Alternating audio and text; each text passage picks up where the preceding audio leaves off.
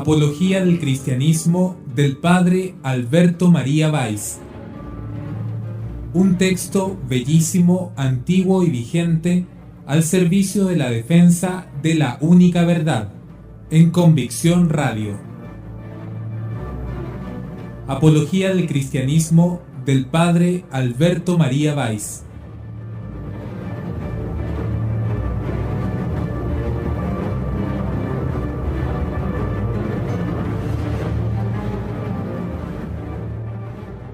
Convicción Radio.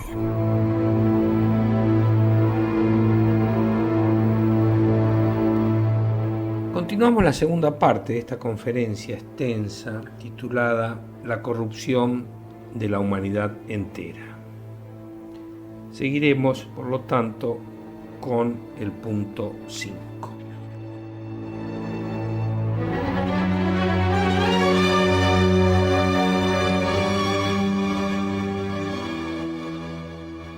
Así llegamos al punto donde la sociedad tiene muchas veces más parte en los vicios de la civilización que los individuos.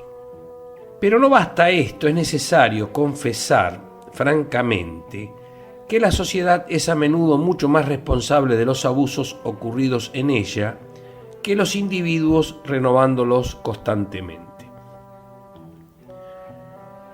Sabemos, dice Valls, sabemos a lo que nos exponemos con hablar así. Sabemos que se nos acusará de rigorismo y de manía de querer condenarlo todo. Pero aunque nos guste poco el reproche, diremos sin embargo la verdad. Cuanto más se previene el hombre contra la verdad y más daño le hace esa revelación por su falta de seriedad y su indiferencia increíble, más necesario es sacarle de esa ilusión funesta. Y sí, es una verdad amarga, pero es verdad que una gran parte de los vicios, crímenes y abusos de nuestra civilización deben ser atribuidos a la sociedad entera.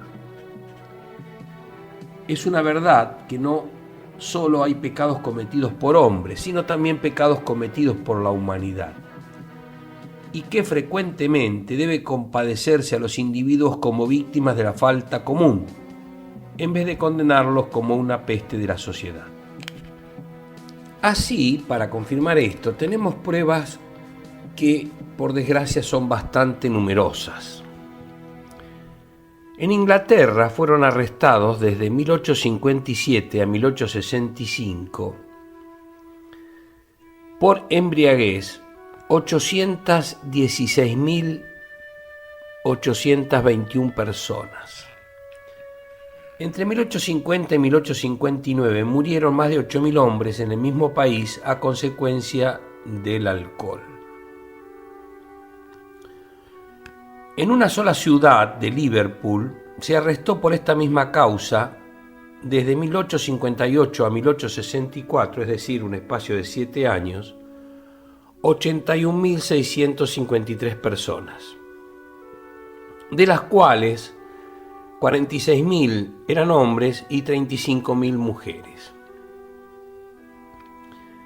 En Alemania, el número de los condenados por los tribunales fue de 253.234 hombres y 62.615 mujeres en 1882. De 250.933 hombres y 63.163 mujeres en el 83 y 264.156 hombres y 64.000 mujeres en el 84.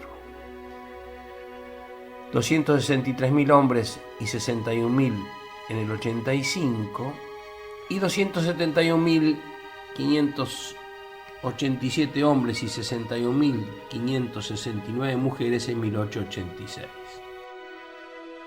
Tales cifras dicen suficientemente que la sociedad entera está enferma.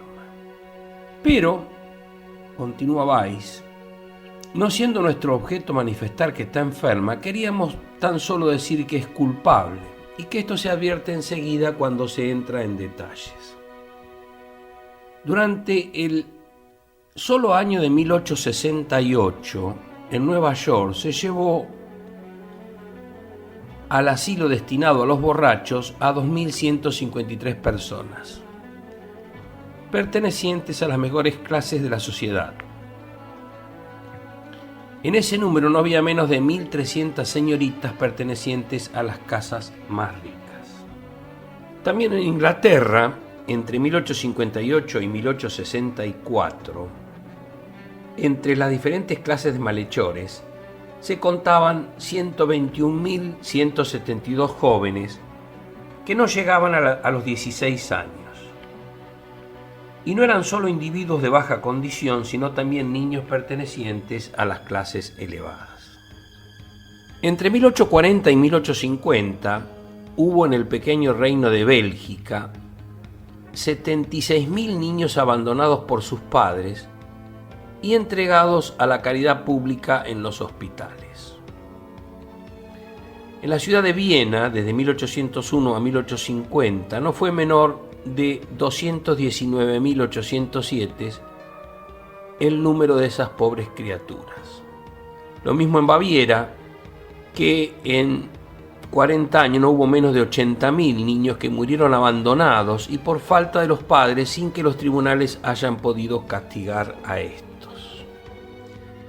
Y prosigue Weiss con estas lacras de la sociedad, diciendo que en Nueva York, según la estadística oficial de defunciones, en 1885 se hallaron 5.763 cadáveres, entre los cuales 1.968 eran niños que fueron retirados de los depósitos de basuras y de las alcantarillas. De ellos, solo 148 fueron reconocidos y a todos los demás hubo de enterrarlos en el cementerio de pobres. Menuda lacra que tenían los países más prósperos de la tierra en esa época. Menuda lacra.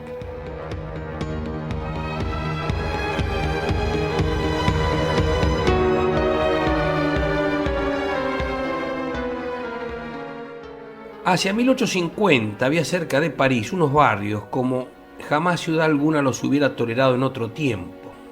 Uno de ellos era llamado entre la gente del pueblo la Fosa de los Leones. Esta había sido una cantera abandonada que el propietario dio en el arrendamiento. Pocas semanas después estuvo pobladísima.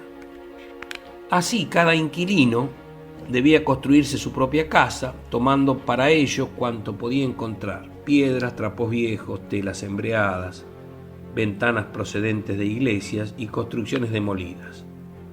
Pero el propietario obtenía una renta de 40.000 francos. El otro barrio, llamado la Ciudad Dorada, presentaba el aspecto de una caja de conejos. Aquí amerito una digresión. Weiss se vale de estadísticas que en esa época se conocían y que demuestran la propaganda, si se quiere, que se le hizo al mundo europeo del siglo XIX con su progreso, pero que de alguna manera ocultaba estas lacras y que la sociedad estaba enferma. Por eso Weiss usa estos datos para justificar lo que él dice, que también las sociedades se enferman fruto de la descristianización galopante que sufría el siglo XIX. Al principiar el año 1880, Viena tenía en los hospitales, y solamente en hospitales especiales, 6.000 personas víctimas de desórdenes mentales. Y en la prisión de policía, 42.300 vagabundos. En el asilo de obreros, 2.400 hombres, en las casas de refugio, 1.300 personas. Y en el asilo de niños recogidos, 34.000 niños abandonados. Había además 101.000 pobres, 56.200 enfermos pobres también y 20.000 mujeres que vivían solas. Cuando tales cosas claman venganza al cielo, no hay que preguntar si la sociedad es o no culpable. Sí, la sociedad lo es de esas horribles situaciones y todos participamos más o menos de la culpa. Participamos a lo menos por nuestro silencio, nuestra incuria nuestra costumbre de cerrar los ojos, pero frecuentemente participamos por nuestros ejemplos, nuestros propios pecados, nuestros crímenes contra la conciencia, la ley de Dios y la religión. Como el fariseo del Evangelio, contemplamos con orgullosa complacencia todas esas pobres criaturas y todos esos hechos a los que se da el nombre de desperdicios de la humanidad, de mundo criminal, de estafa, como una planta parásita que se adhirió a la sociedad y a la vida civil. Pero con razón declara un hombre que conoce perfectamente esas miserias, esto es Lallemant, que es el organismo social mismo quien las ha producido, y que, semejantes a un absceso que resulta de la acumulación de malos humores, deben ser calificados de mal social. Y prosigue nuestro conferencista. Sí, la miseria moral que acompaña a nuestra civilización es una consecuencia de esa misma civilización, y muy merecida. Por consiguiente, una falta de la sociedad que tan orgullosa está de su civilización. La sociedad inglesa está tan distinguida, tan rica, nada supo hacer mejor que gritar y dirigirse a los tribunales para que desapareciese el escándalo público y el peligro de la seducción cuando Stead publicó un ataque contra ella en su escrito, titulado El tributo de jóvenes en la Babilonia moderna, demostrando con ello que este autor había puesto el dedo en la llaga. También el ilustre cardenal Manning, que no era precisamente un hombre del progreso, sino un hombre de la Iglesia, juzgaba que la pura verdad era afirmar que la sociedad, tanto la fina y educada como la ordinaria, suministraba los altares en que públicamente se rinde culto a Baal y a Astarte, muchedumbres mayores que en Babilonia y Cartago. Si hubiese alguien que no quisiera admitir esta conclusión con respecto a los pecados de los adultos, nadie la negará teniendo en cuenta los crímenes cometidos por niños. Pero los pecados cometidos por los niños y por los menores prueban lo mismo.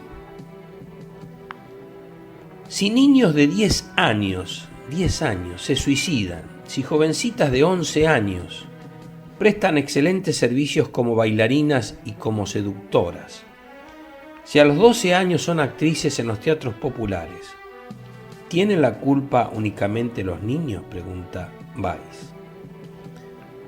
No es creíble, se dice a menudo, lo malo que son ahora los niños. ¿Por qué no es creíble? Más bien es fácil de comprender que deben ser así. Jamás en la familia han sentido el efecto saludable de un buen ejemplo, de una palabra útil. No experimentan influencia religiosa alguna, pueden frecuentar el trato de quienes quieren, ven y oyen a sus propios padres lo que no podemos decir aquí, y hacen a los 6 años lo que deberían ignorar a los 20. Van a la escuela, pero nuestra escuela no sirve para ennoblecer los corazones ni para llevar las almas hacia Dios. Y aquí una descripción concreta y exacta de lo que estaba pasando. Dice Weiss: cuando ha hecho de ellos máquinas automáticas que exteriormente funcionan, cuando les ha llenado la cabeza a los niños de orgullo, la voluntad de insubordinación y la imaginación de sensualidad por el estudio prematuro de la fisiología, considera cumplida su tarea. Así nadie puede acusar a los niños porque lleguen a ser lo que son. Se debe más bien mirarlos como víctimas dignas de lástima. Si se quiere designar a los culpables, se debe designar a los padres, a los maestros, a los que forman la opinión pública, a los representantes del pueblo, a los jefes de los municipios, a los del gobierno, a los charlatanes, admiradores de nuestra situación, incapaces de aprender, y a las muchedumbres que se burlan de quien se atreve a hablarle sinceramente, le persiguen con encarnizamiento y paralizan su acción. En una palabra, a la sociedad hay que culpar. Lo mismo se puede decir de la inmoralidad pública, plaga de nuestra época. Acá una digresión nuevamente.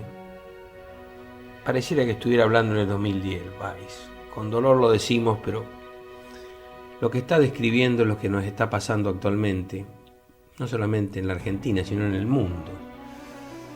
Pero él lo veía fines del siglo XIX, del arrogante siglo XIX.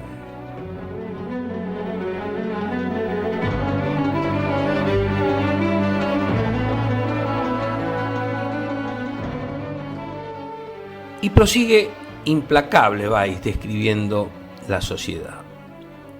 Lo mismo puede decirse de la inmoralidad pública, plaga de nuestra época. Todo predica el placer, el goce, la licencia. El que habla de limitaciones, de severidad, de disciplina, de influencia religiosa, es desacreditado como un oscurantista y un ignorante, como un enemigo del pueblo. Y a los jóvenes sin experiencia, a quienes la ignorancia y las pasiones de su edad arrastran al placer, se les declara responsables de sus extravíos. En el primer periódico que toman, leen anuncios que los familiarizan con el vicio, que despiertan su vanidad, su curiosidad y todavía más su sensualismo. Debates y relaciones de crímenes pasionales. Todo esto se añade a una inevitable dosis diaria de ataques contra la Iglesia, contra la doctrina cristiana y la moral, sin contar que en cada escaparate, en cada cartel, en cada monumento de los que decoran las plazas públicas, en los adornos de las habitaciones encuentran la sensualidad, todos los días nuevas excitaciones. La civilización exige que visiten las galerías y las colecciones de los museos, a donde es también invitado el pueblo en ciertas solemnidades. Y remarca el padre: ¿qué aprenden allí? Fácil es comprenderlo. Muy poco de gusto artístico y de ciencia, y el conocimiento de cosas en las cuales no habían pensado hasta entonces. Las novelas y los folletines de los periódicos procuran que no se pierdan esos conocimientos. La organización de nuestra vida hace que todas las diversiones tengan lugar por la noche. La tendencia de la generalidad a afluir hacia las grandes poblaciones, a donde convergen todos los elementos peligrosos, tendencia deliberadamente favorecida por un orden social radicalmente equivocado, suministran así ocasiones para practicar lo que se aprendió. Por su parte, sea ceguera, sea respeto humano, o para llamar las cosas por su nombre, temor de ser censurados por demasiado severos o ignorantes, los que tienen la misión de velar no se atreven a hacer ni a aplicar leyes contra el mal. Hacen, por el contrario, como pueden para dar a la corrupción apariencia de lícita y legal. Y lo hacen para engañar a los entendimientos acerca de la existencia y la intensidad de esas miserias. Así, cada día millares de personas caen en el abismo que se abre solamente para recibirlas y nunca para devolverlas. De la sensualidad caen en el vicio y de este en el crimen. Comienzan por los malos deseos y terminan en el robo y en el asesinato. No las absolvemos de la parte que tienen en la falta, pero el principal culpable, repetimos, es la sociedad. Porque la sociedad educó a esos individuos, creándoles necesidades que debían conducirlos a la ruina. La sociedad les arrebató sistemáticamente todo apoyo moral y religioso contra el mal, y también les quitó los días festivos y por este hecho toda elevación espiritual, de suerte que ahora se hayan entregado sin defensa a toda clase de tentaciones. Para producir su efecto en las muchedumbres, el vicio tenía necesidad de su propedéutica, tenía necesidad de su filosofía, de su literatura y de sus templos. Todo esto le procuró la sociedad. Tenía el crimen necesidad de una escuela preparatoria, se la dieron las casas públicas, tenían estas a su vez necesidad de un aprendizaje, se les dio la estética del espíritu moderno, el arte por el arte, esto es la moral libre. Y así la sociedad creó deliberadamente situaciones en que es necesaria una fuerza de alma verdaderamente extraordinaria para no sucumbir a la tentación.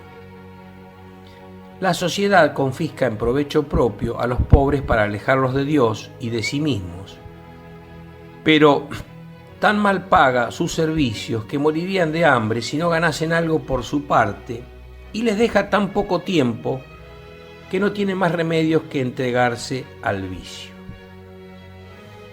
Se ve entonces al rico pasar desdeñosamente al lado de los pobres, convertidos en criminales, y no se le ocurre que ha trabajado para arrojarlos en el precipicio y que todos los días hace lo posible para retenerlos en el precipicio, obviamente. Muchas damas delicadas se estremecen de horror cuando se les habla de esas pobres criaturas que, caídas en la desvergüenza, viven de ella. Desgraciadamente, a ninguna de ellas se le ocurre preguntar cómo la pobre mujer digna de lástima podría calmar el déficit de media semana de trabajo que le quitó aquella misma dama, simplemente porque en un vestido nuevo había un pliegue que no satisfacía su vanidad. Y así es como en definitiva debería cada cual deducir sin gran esfuerzo que le corresponde una parte importante en la corrupción general. Esto es tan evidente que nadie puede hacerse ilusiones en este punto. Todos los que conocen nuestro estado social lo confiesan, obligados por la innegable fuerza de las cosas, y declaran que lo exigido por la sociedad, las costumbres de la época, que los placeres públicos sin los cuales no tendría atractivo la vida de nuestras ciudades durante el invierno, que nuestros bailes y nuestros teatros y que nuestras academias de arte con sus salas de modelos, nuestra literatura, los periódicos ilustrados con sus repugnantes desnudeces, favoreciendo la sensualidad, en una palabra, todo lo que Alejandro de Etuggen llama con tanta exactitud el prosenetismo intelectual. Repetimos, el prosenetismo intelectual. Y son las situaciones precarias, la paga insuficiente, la falta de protección, la sujeción en que se encuentran miles de personas que deben sacrificarse por la sensualidad y la vanidad de los otros, la avaricia y por consiguiente gran parte de lo que se llama civilización moderna se ha convertido en una escuela de pecado para gran número de aquellas pobres criaturas. A la verdad, podemos decir de ellas lo que Séneca y Macrobio dicen de los esclavos romanos. No son malos los esclavos, pero nosotros los hacemos tales. No, dice Weiss, concluyendo, ellas no son peores que la sociedad y la humanidad en que viven. Los que les rodean son más corrompidos que ellos, porque ellos las han hecho tales como son. La seducción doméstica hizo de ellas prostitutas. Se llegó al refinamiento del vicio, de la mentira y del robo. El oro del rico produjo en ellas el resultado de que, por un puñado de cobre, vendiesen a Dios y el pudor y se vendiesen a sí mismas. Así pues, en vez de juzgar duramente a esas desgraciadas criaturas, démonos golpes de pecho, porque también nosotros somos miembros de la sociedad, y lo que las hizo viciosas es el pecado de la sociedad, el pecado de la generación, nuestro pecado. ¿Por qué, pues, adularnos?, dice Séneca. ¿Por qué disimularnos que la sociedad está enferma? Todos nosotros somos malos, pero la sociedad en que vivimos es también mala. La falta de los hombres son la falta de la humanidad. Estas son palabras de Séneca, Séneca Ira 3.23.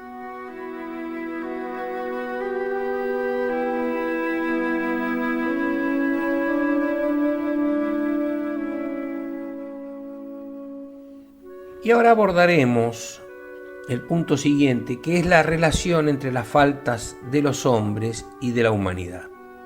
Hay una relación, evidentemente.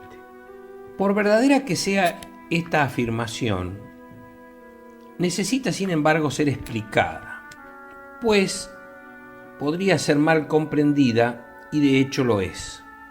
Unos exageran la falta de la totalidad hasta eximir al individuo de toda culpa personal.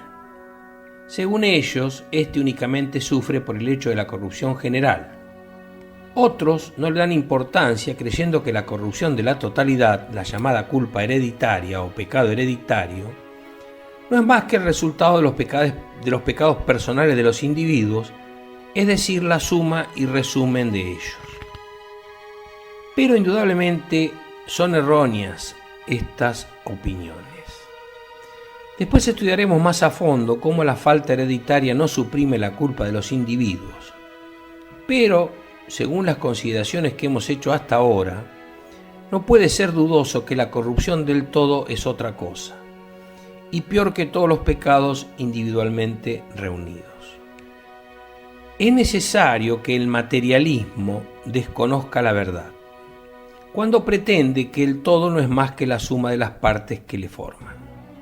Repetimos, es necesario que el materialismo desconozca la verdad, porque pretende que el todo no es más que la suma de las partes que le forman. Si fuese así, el naturalista podría también formar un ser viviente animado con las partes que constituyen la hoja, el corazón y el cerebro, que es capaz de disecar. Pero esto no ha ocurrido ni ocurrirá jamás. Ningún progreso de la ciencia quitará la fuerza al principio de la antigua filosofía que el todo, hablamos del todo viviente orgánico, no se confunde con sus partes, sino que es superior a ellas y las precede. Esto es un pensamiento de Aristóteles. Entonces repetimos, ningún progreso de la ciencia quitará la fuerza al principio de la antigua filosofía que el todo viviente y orgánico, no se confunde con sus partes, sino que es superior a ellas y las precede. Si eso tiene aplicación en el dominio de la naturaleza, con más razón la tiene en el de la vida intelectual y moral. Por esto, la jurisprudencia, como la escolástica, estableció una diferencia tan estricta entre el derecho privado y el derecho público, y desechó todas las tentativas de declarar la autoridad del Estado como una mera sociedad privada, como la suma de los derechos de todos los individuos. La moral pública no es en manera alguna la suma de lo que hacen todos los individuos tomados colectivamente, pero es la actividad, la vida de la comunidad misma. Por desgracia, la política, los pedagogos, los historiadores no tienen bastante en cuenta estas importantes verdades.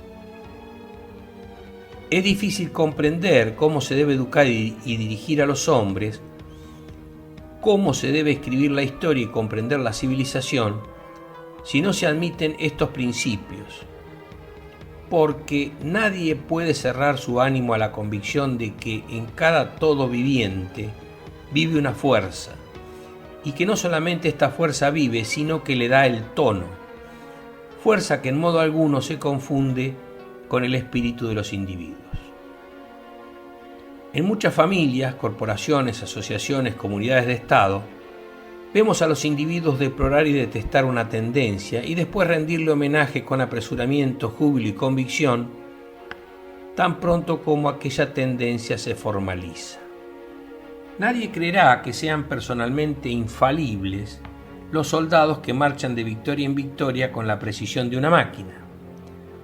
Nadie negará tampoco que haya hombres excelentes, tal vez superiores en un ejército, en una asociación en que todo esté sin orden ni concierto. Pero lo que decide la victoria no se encuentra en los individuos, está en el conjunto. Si el espíritu de este es bueno, el espíritu de conjunto es bueno, arrastra a los más débiles a la victoria. Pero cuando Dios ha enviado, como dice el profeta, el espíritu del vértigo a una sociedad, entonces aún los más nobles vacilan como ebrios. Es una cita de Isaías 19:14. Cuando Dios ha enviado, como dice el profeta, el espíritu del vértigo a una sociedad, entonces aún los más nobles vacilan como ebrios. Esto nos explica la diferencia entre una comunidad buena y una comunidad mala, entre un orden lleno de vida, por ejemplo, y otro que está en decadencia. No son la capacidad, las disposiciones y la actividad lo que constituye la fuerza de una corporación, sino la excelencia general, la excelencia social o, en otros términos, el espíritu del todo. En la comunidad mejor puede ocurrir que, en cuanto a sí mismos, no sean los individuos que la componen ni más perfectos ni más capaces que ordinariamente lo son en una asociación de hombres. Sin embargo, en conjunto, inspiran el mayor respeto y llevan a cabo hechos notables, porque el todo, cuando es bueno, es más perfecto que las partes. Por el contrario, causará con frecuencia asombro encontrar muchos individuos excelentes en una comunidad que está en decadencia y ver que en virtud, en piedad, en actividad, es la corporación muy inferior a lo que debería esperarse, dada la importancia de tantos hombres excelentes. Pero, no pudiendo estos hombres reaccionar contra el espíritu que domina la generación, sucumben a menudo y aún sufren su influencia sin darse cuenta de ello siquiera. Y acá, ante esta descripción tan notable, no podemos menos que decir que es lo que nos está pasando en nuestro país. Y yo diría en el mundo, la ausencia de líderes, y pienso que inexorablemente se está dando lo que dice Isaías, que cuando Dios ha enviado el espíritu del vértigo a una sociedad, entonces aún los más nobles vacilan como ebrios. Y repetimos lo que termina Weiss, que es para nosotros. Por el contrario, causará con frecuencia asombro encontrar muchos individuos excelentes en una comunidad que está en decadencia, y ver que en virtud, en piedad, en actividad, es la corporación muy inferior a lo que debería esperarse, dada la importancia de tantos hombres excelentes. Pero no pudiendo estos reaccionar contra el espíritu que domina la generalidad, sucumben a menudo, aunque sufren y aún sufren su influencia sin darse cuenta de ello siquiera.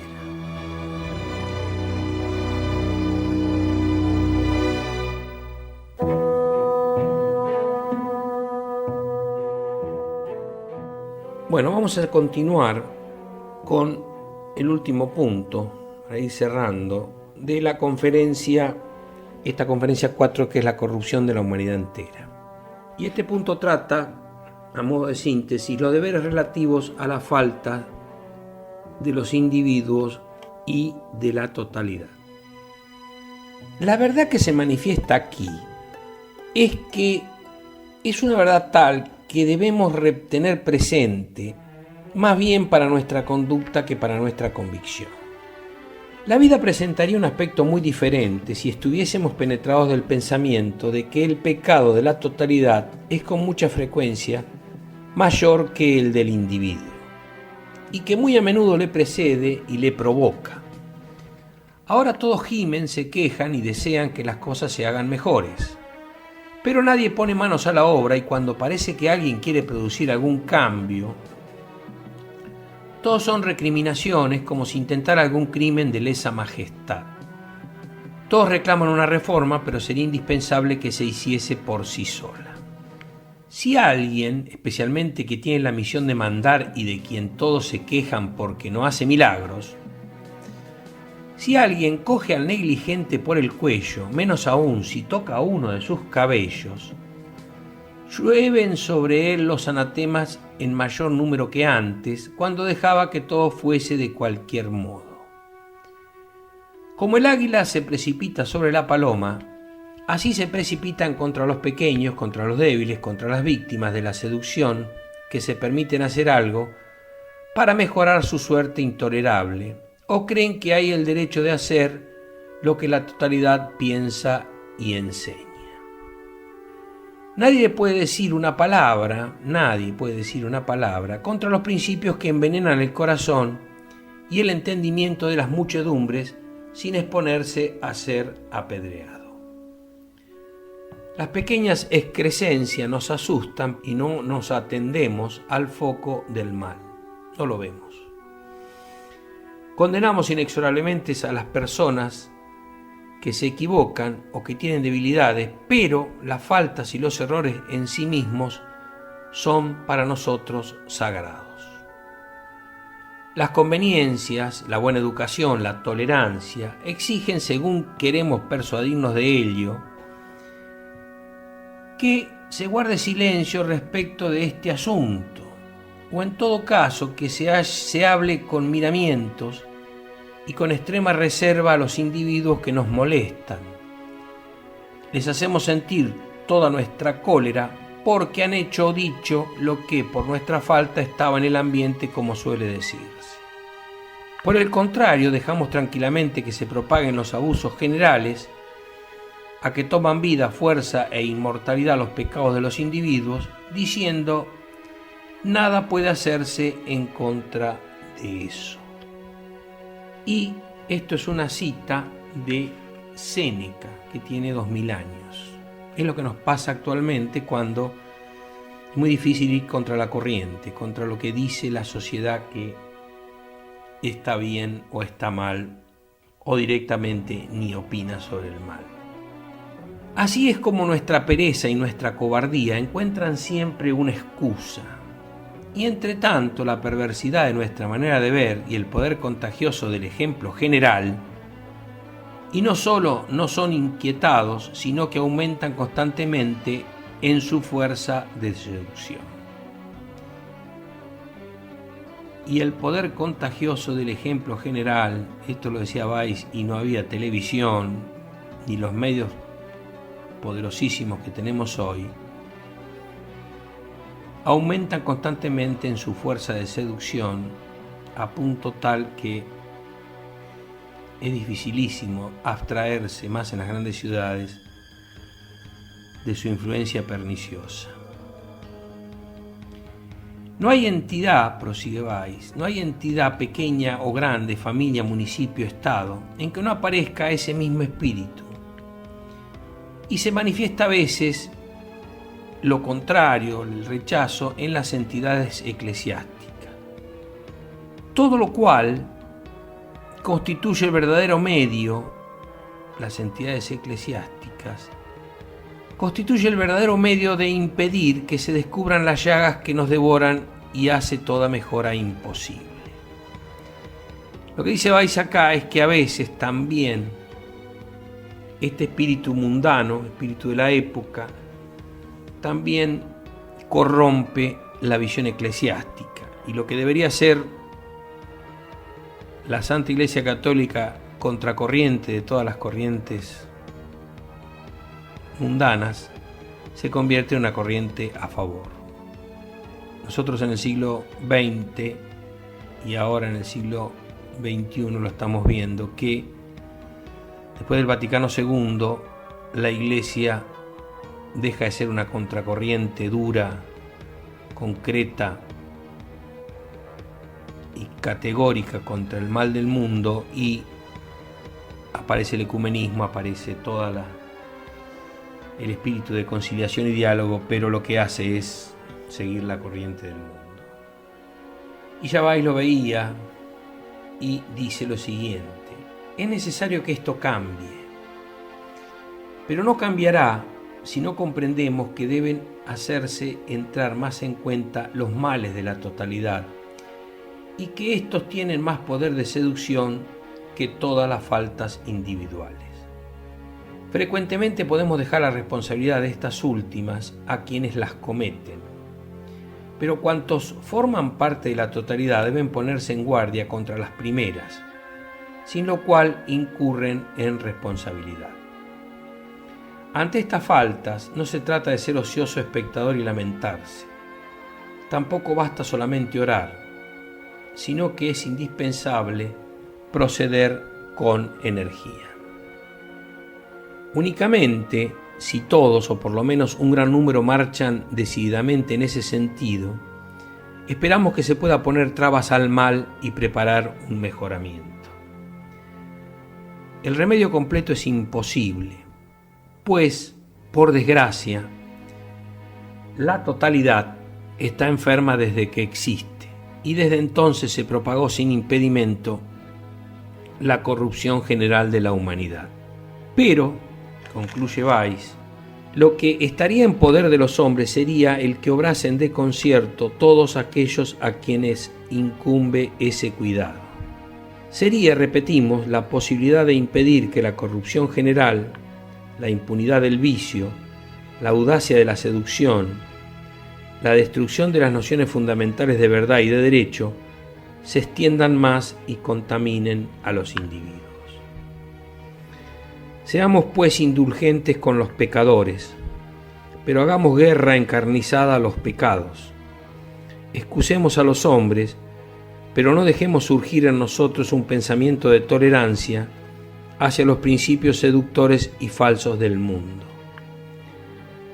Se curan mejor las pequeñas miserias del individuo con la dulzura y la inteligencia.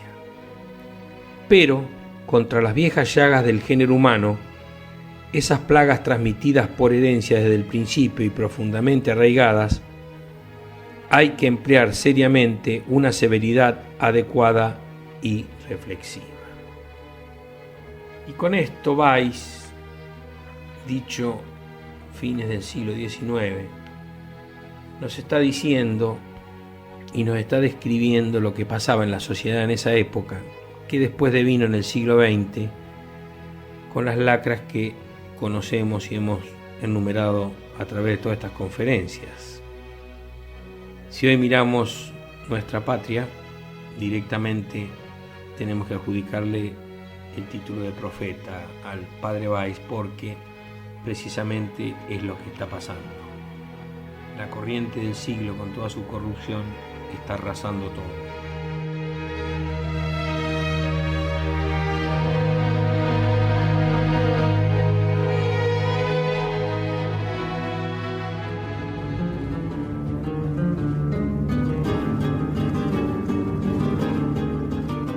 Apología del cristianismo del padre Alberto María Weiss.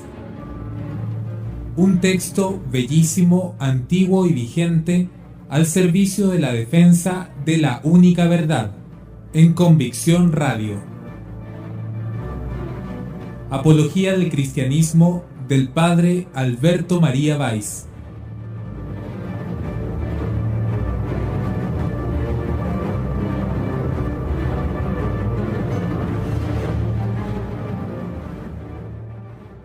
Convicción Radio.